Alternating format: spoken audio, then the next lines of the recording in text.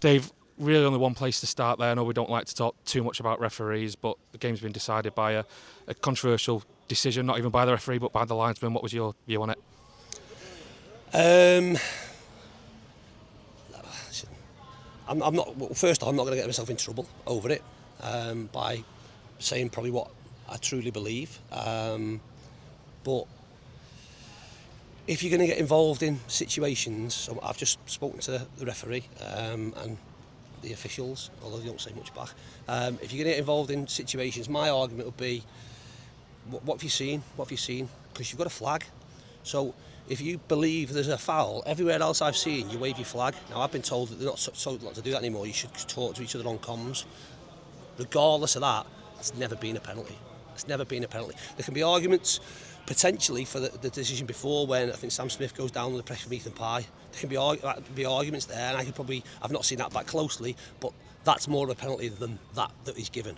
And for a linesman to get involved on the far side of the pitch and do nothing else in the game and not cost us 3 points because we weren't good enough to score and didn't create much opportunities, but to cost us a point and flip the momentum of the game in the first half is down to another really poor decision in my eyes, where we're talking about not two teams that are playing football, we're talking about a third team, and it will continue to go on, and maybe we need to accept. I said it at the start I said it after the Northampton game, when again we get another apology around decisions.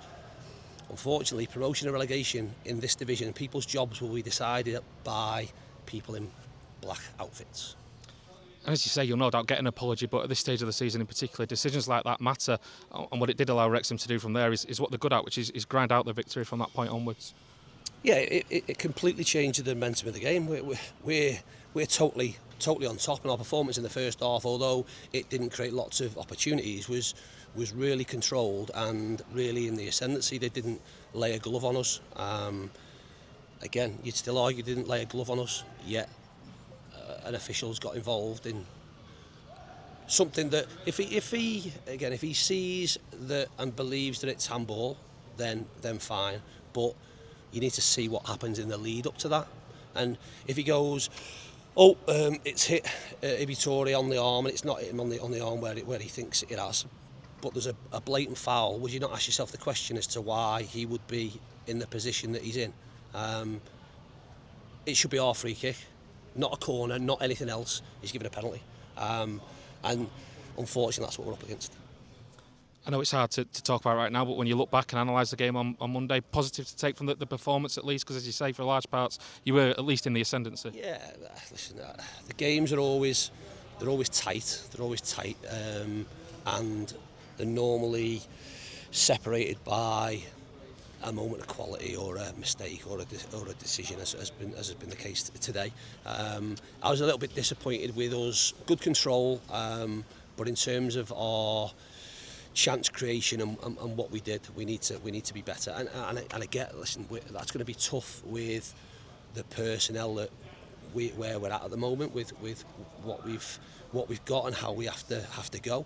But that's something that I say we're going to have to look at. A little bit different maybe when you're away from home and knowing the game will be a tight one.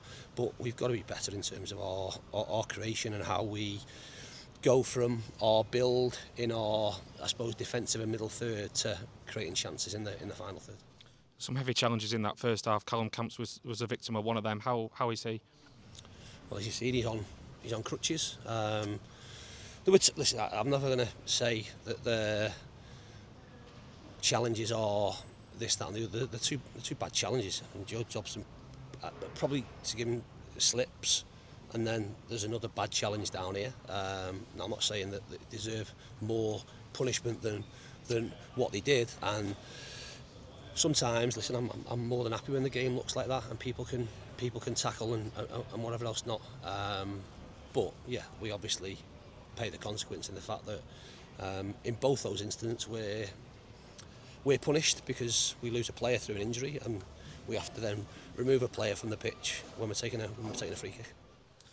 Complexion of your bench was interesting today, no centre forward, but you went with your ball carriers, your wide players, obviously Jack Diamond and Jayden Fevrier coming on and had an impact, to be fair, I suppose, prior to that red card. I'm not sure they did have an impact because we didn't create any opportunities and we didn't score. So that's where I see impact. I see it as goal involvement and what can you create. And I get sometimes that'll be difficult because Wrexham defended well and the defensive record's a really good one. But that doesn't mean we can be, or we should accept that we've been good enough when, in my opinion, like I say, we haven't. We've been pretty solid. We've had areas and bits of control, but apart from a set piece where the keeper makes it, we haven't made him work enough. Still very much in the driving spot for a playoff place this season. Is that slightly out of reach in terms of automatics, or are you not even thinking like that at this stage? I think coming here from our perspective, like I say, this game wasn't and isn't the be-all and end-all for us. And as I said prior to today, next week is a bigger game, and that's definitely the case now. But I think if we were really going to put the cat amongst the pigeons, then we needed to come here and win, and that's what we wanted to do. I think based on our performance, I'm not going to say that the most we deserve would be a point, but we should have an extra point. Again, if the incident doesn't happen and we remain in the ascendancy and this place becomes a little bit more edgy with us having control, no idea how the game goes. But that wasn't the case, and we'll try, and as we do every week, we'll try and win next week and we'll try and win the week after, and the game should still get bigger and bigger. We can't, like I say, we can't worry about what other teams will do. We'll concentrate on us. And that next big game is Burton at home. We've certainly improved a lot since Gary's gone in there. And as ever at this stage of the season, certainly won't be as straightforward as the league table might suggest. No game's straightforward. If anyone thinks that's the case, then they've not watched football for long enough and I don't have an understanding of what it looks like. They will be scrapping for their lives to try and to get 3 points, just as much as we'll be scrapping to get 3 points. So we have a week now to prepare and I suppose get people recovered and get people back, and look forward to being back at home and trying to win a game of football which keeps us in the position that we currently sit. Appreciate your time, Dave. Thank you. Welcome. Cheers, thank you.